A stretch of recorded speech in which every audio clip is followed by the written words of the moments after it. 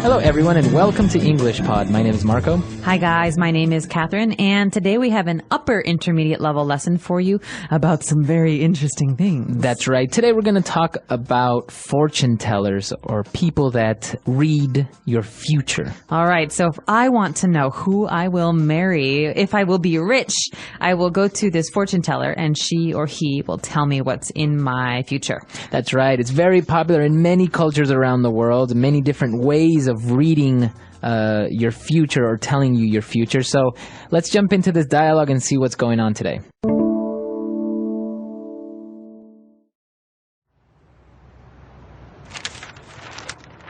Look at this newspaper article about this famous local medium.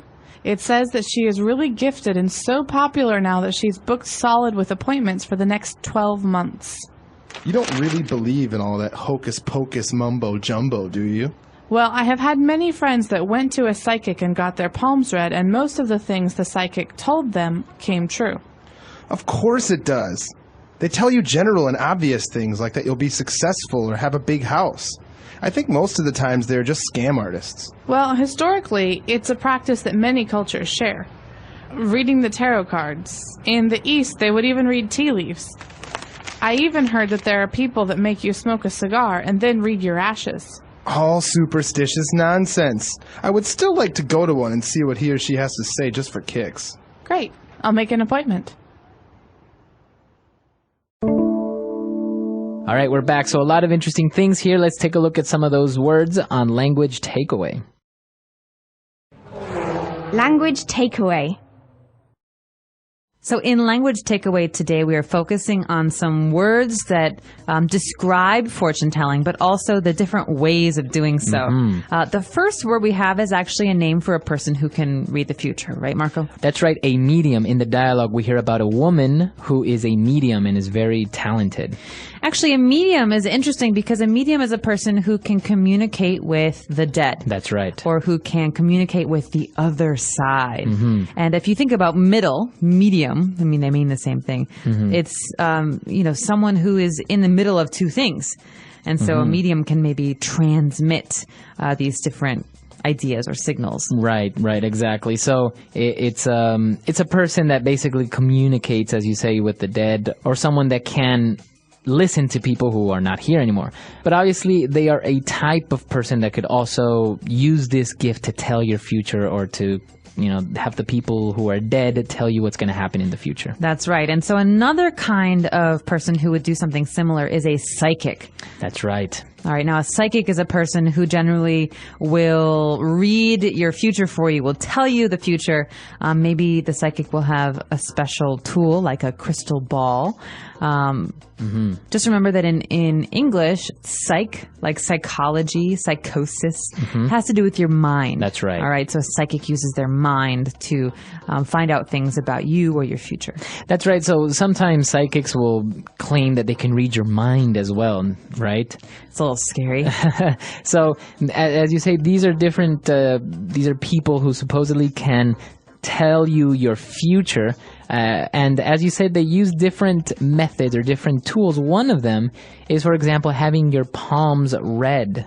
All right, so the psychic will go to you, Marco, and will look at your hand and will read your palm. Now, where on your hand is your palm?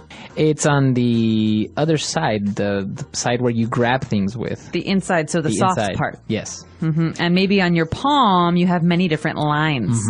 So the psychic will look at the lines and will say, oh, well, this line is very long, so you will have a long, long life. That's right. So supposedly in your hands, you have lines that determine how much money you will have, or how many kids you will have, or how long you will live. So that's called a palm reading. Or I am going to have my palm read. That's right.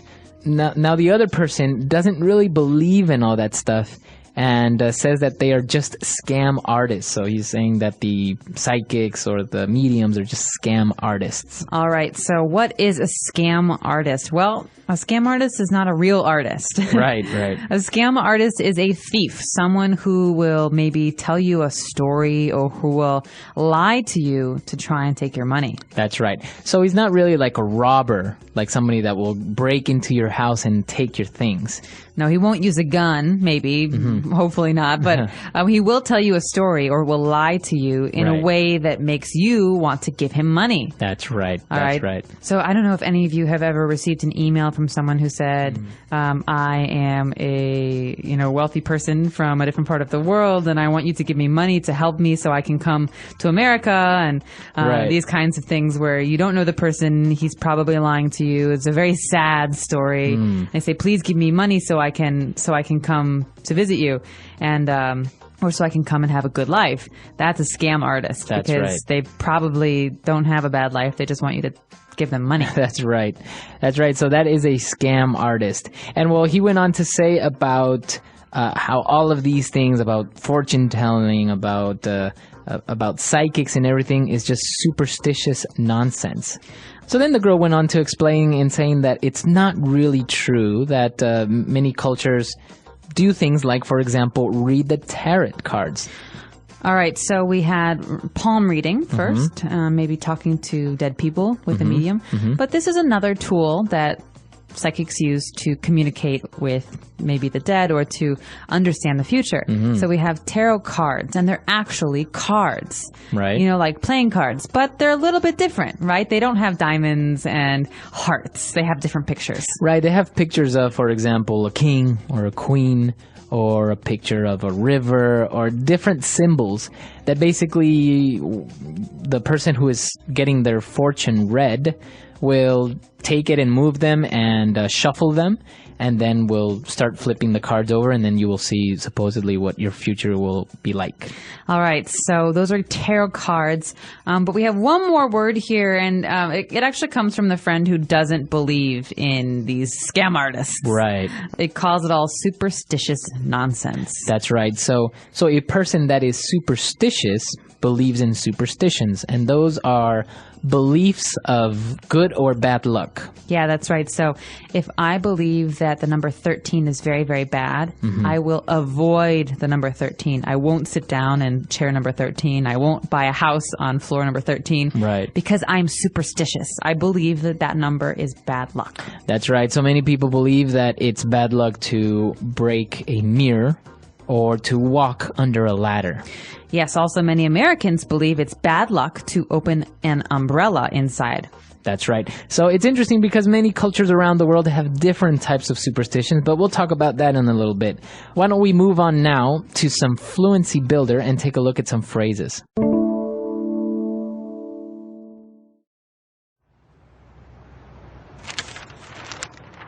Look at this newspaper article about this famous local medium. It says that she is really gifted and so popular now that she's booked solid with appointments for the next 12 months. You don't really believe in all that hocus-pocus mumbo-jumbo, do you? Well, I have had many friends that went to a psychic and got their palms read, and most of the things the psychic told them came true. Of course it does.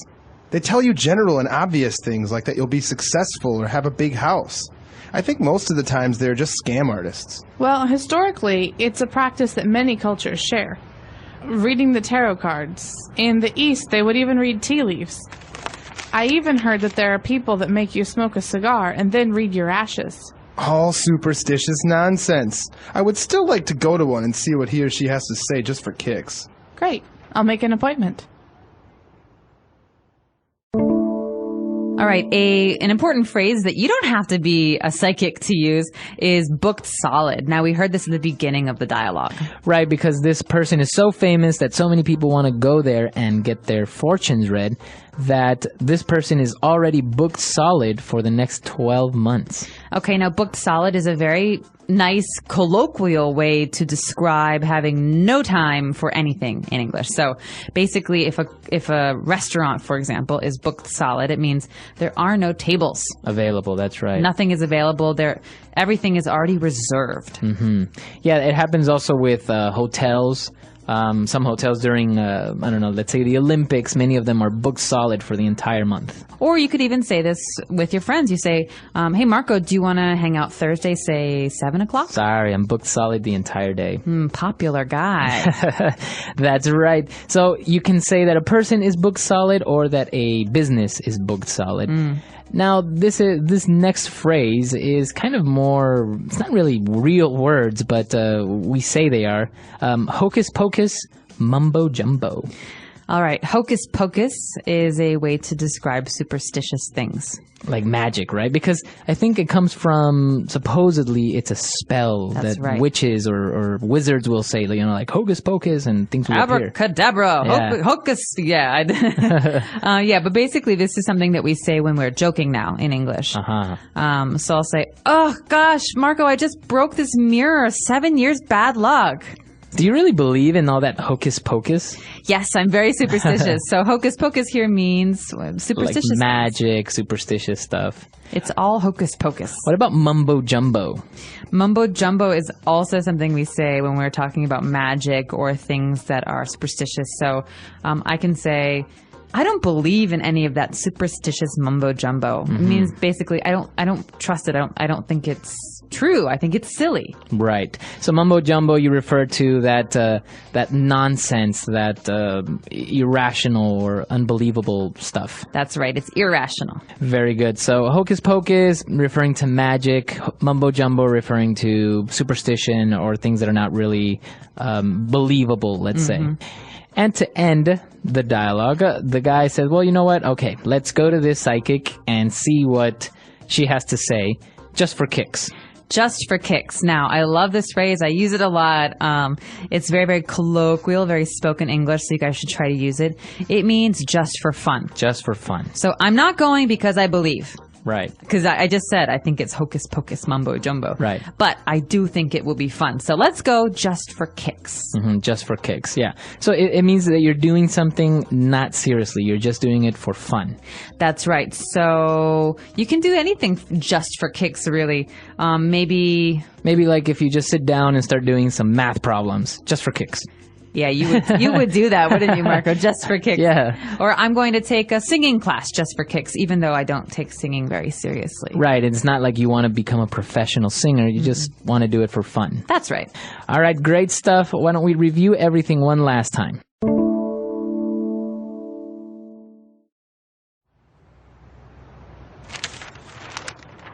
Look at this newspaper article about this famous local medium.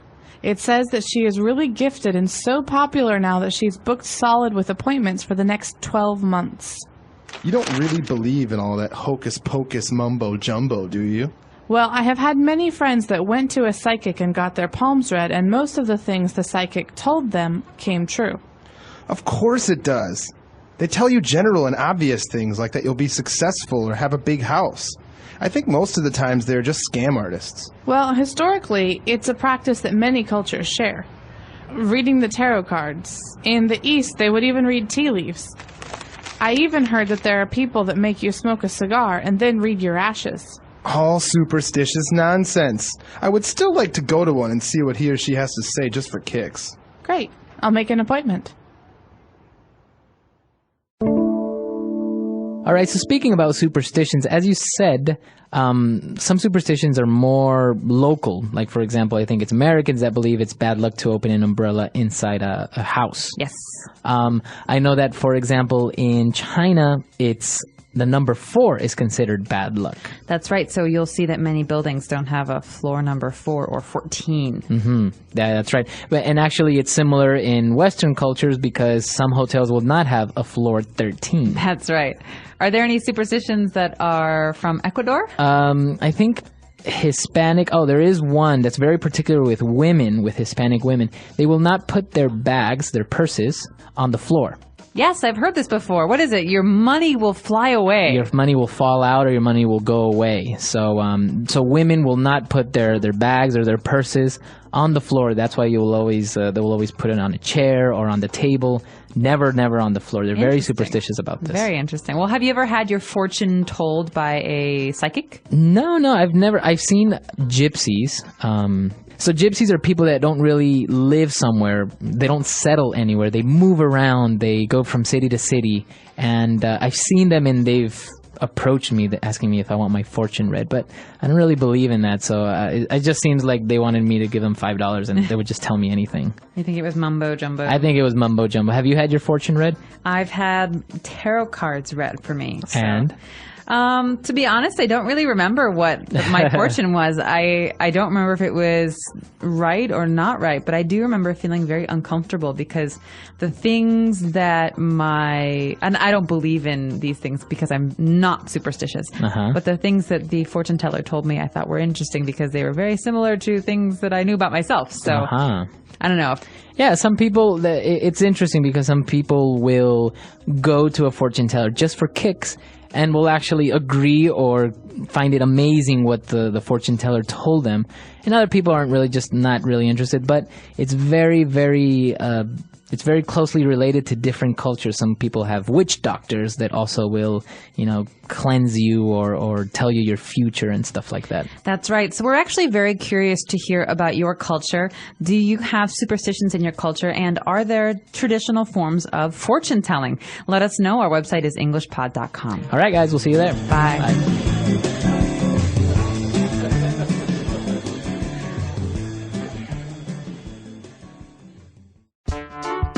The English Pod audio review.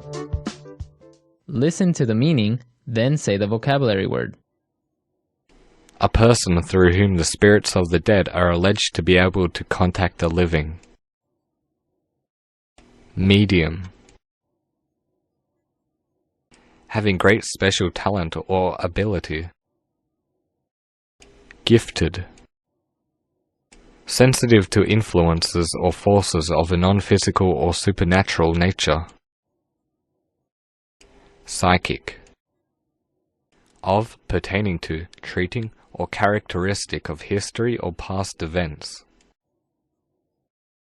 Historic. To do or perform repeatedly. Practice. Any of a set of 22 playing cards bearing allegorical representations used for fortune telling. Tarot. The powdery residue of matter that remains after burning. Ash. Irrational fear of what is unknown or mysterious. Superstition. Foolish religious reverence, ritual or incantation. Hocus pocus mumbo jumbo. Let's try that faster. Any of a set of 22 playing cards bearing allegorical representations used for fortune telling. Tarot. The powdery residue of matter that remains after burning. Ash. To do or perform repeatedly. Practice. A person through whom the spirits of the dead are alleged to be able to contact the living. Medium. Having great special talent or ability. Gifted. Foolish religious reverence, ritual or incantation. Hocus pocus mumbo jumbo. Irrational fear of what is unknown or mysterious. Superstition. Sensitive to influences or forces of a non-physical or supernatural nature. Psychic. Of, pertaining to, treating, or characteristic of history or past events. Historic.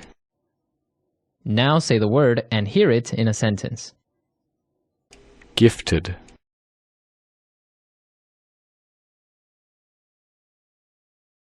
My daughter is very gifted. Maybe I should enroll her into a special school. Gifted.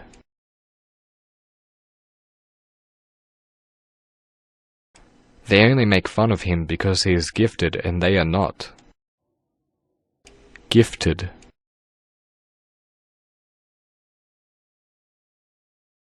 She is gifted with the piano. She will be famous one day. Hocus pocus mumbo jumbo.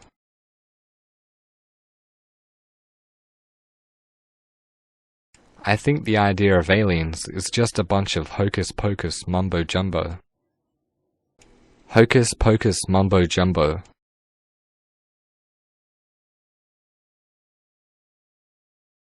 I believe that religion is only hocus pocus mumbo jumbo. Hocus pocus mumbo jumbo.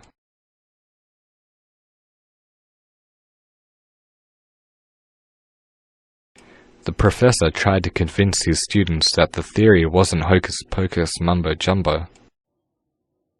Psychic. I can tell you your future. I'm psychic. Psychic.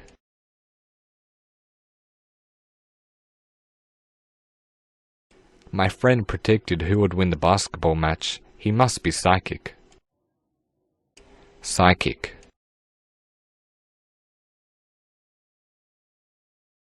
If people are really psychic, wouldn't they predict the lottery numbers? Superstition.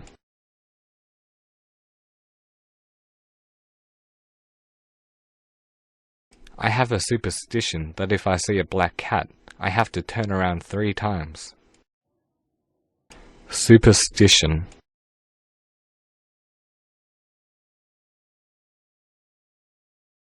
Sumo wrestlers have a funny superstition where they throw salt over their shoulder. Superstition.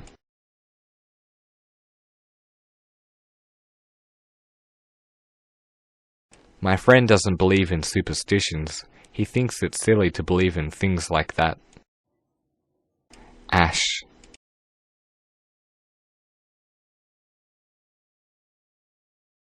Could you please not smoke in here? All the ash is falling on my couch. Ash.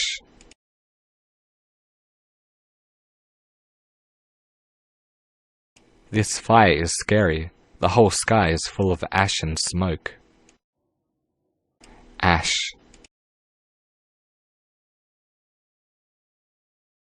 Next time you smoke, please use an ashtray.